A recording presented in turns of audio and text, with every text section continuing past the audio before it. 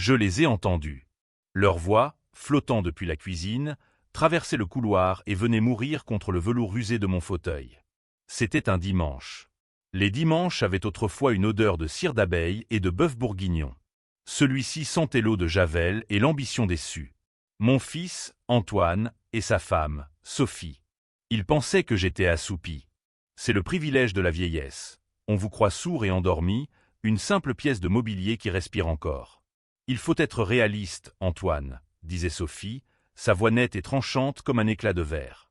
Cet espace est complètement perdu. De la poussière et des araignées. Personne ne boit plus ce genre de choses. Un silence. Le bruit d'une tasse posée un peu trop fort sur une soucoupe. C'est sa passion, Sophie. C'était celle de grand-père. La voix d'Antoine manquait de conviction. C'était la défense molle d'un homme qui a déjà perdu la bataille dans sa propre tête. Une passion, c'est une crypte. On pourrait abattre le mur du fond, mettre une grande baille vitrée donnant sur le jardin. Un tapis de course ici, un vélo d'appartement là. Ce serait parfait. Une salle de sport à domicile. Pense à notre bien-être. Pense à la valeur que ça ajouterait à la maison. À la maison. Passamaison. La maison. Comme si j'étais déjà parti. Comme si mes murs n'attendaient que leur marteau-piqueur. Ma cave. Ce n'était pas un simple sous-sol. C'était une bibliothèque de souvenirs liquides. Mon père l'avait creusée lui-même après la guerre, avec une pioche et une patience que les gens comme Sophie ne pourraient jamais comprendre.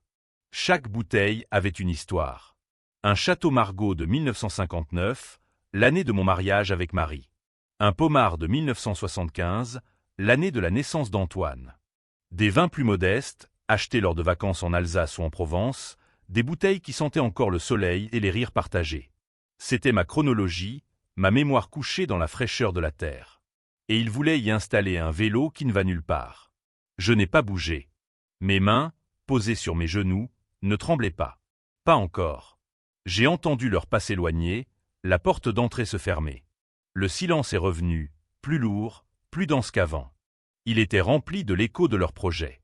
Je suis resté assis là, dans le fauteuil que Marie avait choisi, et j'ai regardé la lumière du jour décliner sur le jardin. Le rosier qu'elle avait planté avait besoin d'être taillé. Les mauvaises herbes commençaient à gagner du terrain près du vieux banc de pierre. J'avais laissé les choses aller, un peu. J'avais cru que la continuité était assurée. Quelle folie! La continuité n'est pas un droit. C'est un cadeau. Et on ne fait pas de cadeau à ceux qui veulent le briser pour en faire des haltères. Cette nuit-là, je n'ai pas dormi. J'ai pensé à mon père, son dos courbé, la sueur sur son front, me passant une bouteille en disant « Celle-ci, mon fils, on l'ouvrira pour tes 40 ans. Le temps fait bien les choses, si on le respecte. » Le respect. C'était donc ça. Le mot qui s'était évaporé de cette maison.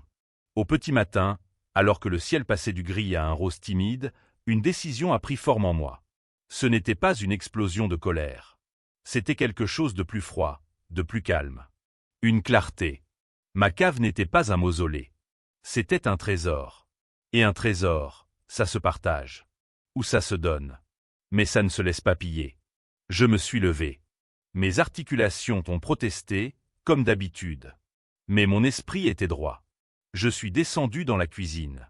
J'ai préparé mon café, noir, sans sucre. Le geste était le même que tous les matins, mais il avait un poids différent.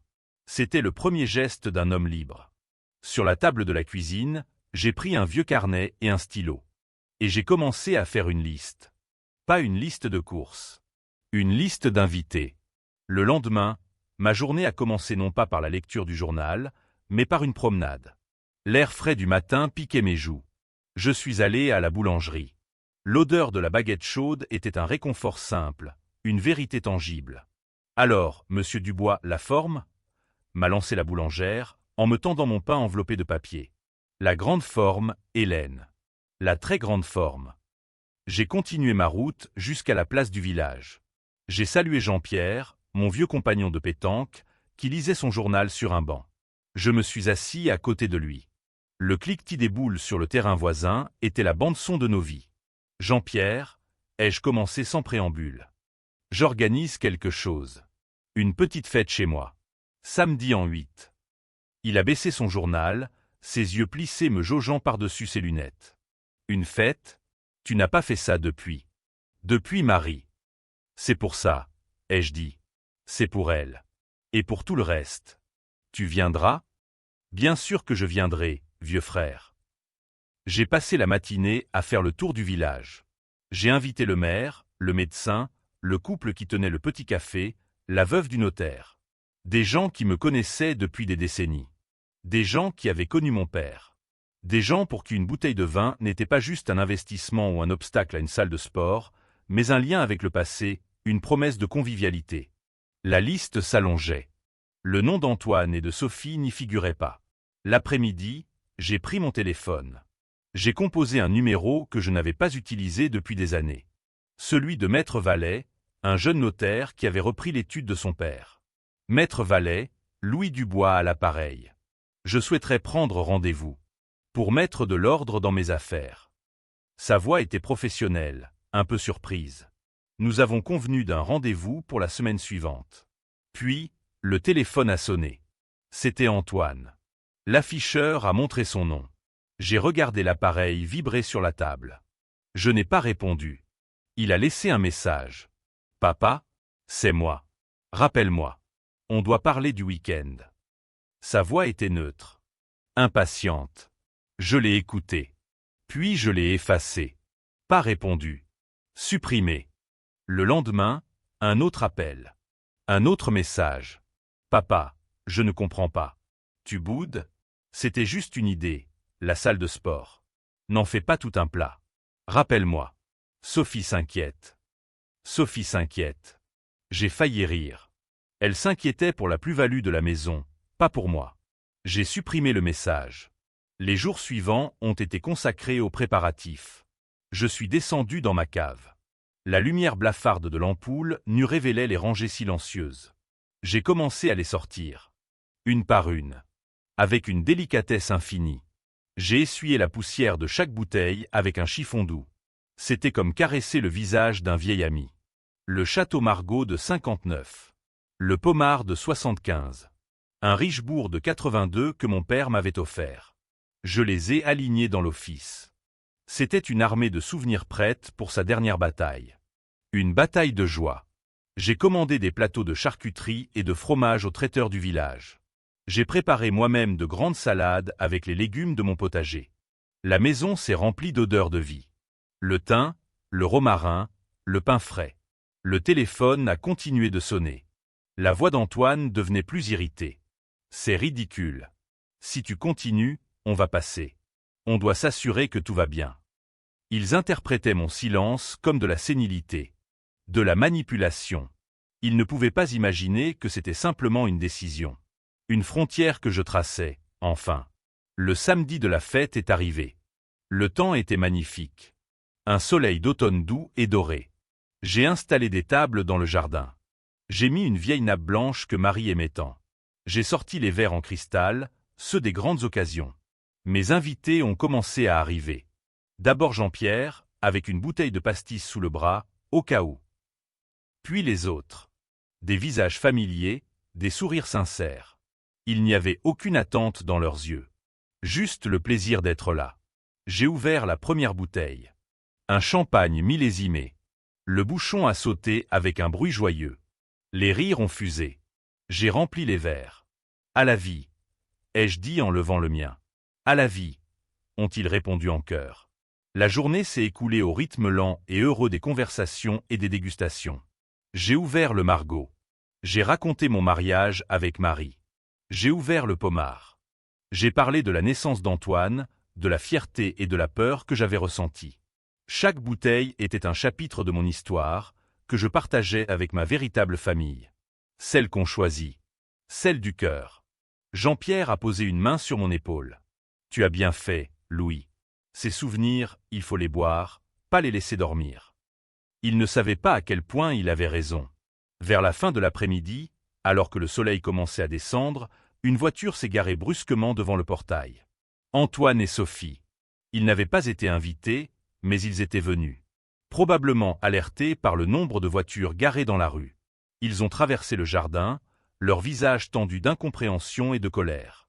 Un silence s'est fait parmi mes invités. « Papa, qu'est-ce que c'est que ce cirque ?» a demandé Antoine, sa voix dure.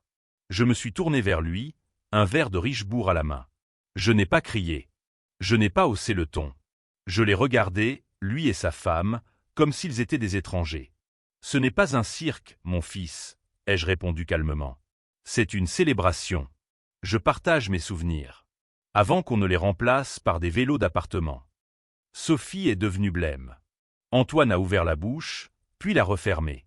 Il n'y avait rien à dire. La vérité était là, simple et brutale, suspendue dans l'air doré de la fin du jour. Je me suis détourné d'eux et j'ai rempli le verre du maire.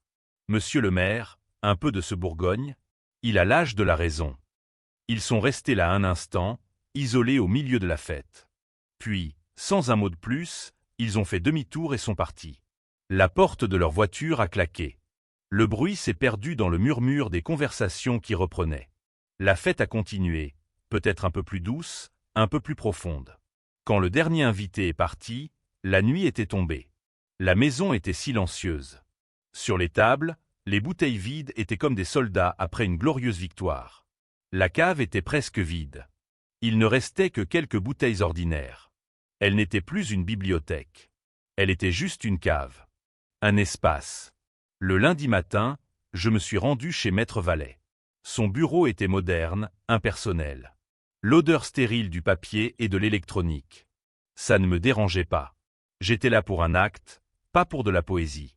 Il a été direct. « Alors, monsieur Dubois, vous m'avez dit vouloir mettre de l'ordre. »« C'est exact, » ai-je dit. « Je veux changer mon testament. Intégralement. » Je lui ai expliqué. La maison, le terrain, le peu de mobilier qui restait. Tout devait aller à une œuvre de charité. Une fondation locale qui aidait les jeunes agriculteurs et vignerons à s'installer. Je voulais que la terre qui avait nourri mes vignes et mes souvenirs serve à créer de nouvelles histoires. Pas des salles de sport. Il a levé un sourcil. Et votre fils? Mon fils a sa propre vie. Ses propres projets. Le notaire a tapoté sur son clavier. Il a imprimé des documents. Je les ai lus attentivement. C'était clair, net, sans ambiguïté. J'ai signé. Mon nom, sur la dernière ligne. Le trait de plume était ferme. En sortant de l'étude, je me sentais léger. Pas heureux. Pas triomphant. Juste. Propre. Stable. Entier. J'ai passé les semaines suivantes à vider la maison. Pas les meubles. Mais les choses personnelles. Les lettres de Marie. Les photos. Les quelques livres que je voulais garder. J'ai tout mis dans quelques cartons. Un jour, une lettre est arrivée. L'écriture d'Antoine. Je l'ai posée sur la table de la cuisine. Je ne l'ai pas ouverte. Pas tout de suite. J'ai trouvé un petit appartement à louer dans la ville voisine. 2 pièces, une cuisine et un petit balcon qui donnait sur un parc. C'était suffisant. J'ai déménagé avec mes cartons, mon vieux fauteuil et un lit. La première nuit dans mon nouvel appartement, le silence était différent. Ce n'était pas le silence lourd d'une maison pleine de fantômes. C'était un silence neuf. Une page blanche. Le lendemain matin, j'ai fait du café. J'ai ouvert la fenêtre du balcon. L'air était vif. J'ai regardé les gens se promener dans le parc. Des enfants qui jouaient. Des couples qui se tenaient la main. J'ai repensé à la lettre d'Antoine. Je l'avais apportée avec moi. Je l'ai sortie de la poche de ma veste. Je l'ai regardée longuement. Je me suis souvenu du déjeuner du dimanche où l'on m'avait dit de ne pas faire mon coq au vin parce que c'était trop démodé, et comment je l'avais fait quand même. Je me suis souvenu de toutes les petites morts, les petites concessions, les silences endurés pour maintenir une paix qui n'était en fait qu'une trêve. J'ai pris la lettre. Je ne l'ai pas déchirée. Je l'ai simplement posée sur la petite table du balcon. Peut-être que je la lirai un jour. Ou peut-être pas. La porte était entr'ouverte. Pas grande ouverte. C'était à lui, maintenant, de prouver qu'il savait comment entrer sans tout casser. J'ai bu mon café. Le soleil chauffait mon visage. Pour la première fois depuis des années, je n'attendais personne. Je n'attendais rien. J'étais simplement là. Et c'était assez. Si cette histoire vous a ému, partagez-la.